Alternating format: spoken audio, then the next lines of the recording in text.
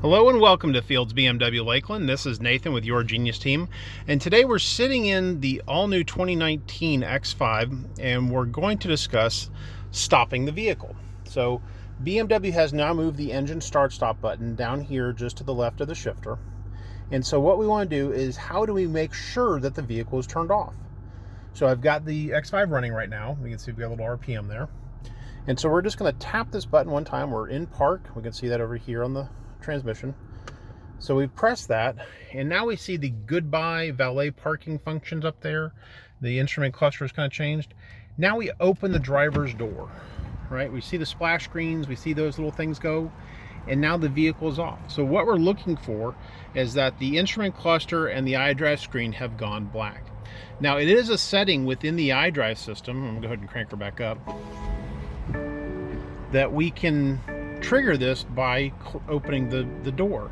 Now if you have just the driver in the vehicle, it's the action of opening the driver's door, but you must do this after pressing the start stop button here. So we want to check that setting. We come into car settings, and then we're going to go to doors access. And you want to see that this turn off vehicle after opening door has been selected. So when you press the start stop button to stop the engine and then open the driver's door, or in the case if you have a front seat passenger, both front doors. So we press it, engine is off. We see the little valet function, goodbye, instrument cluster there. Open the door, everything has gone black.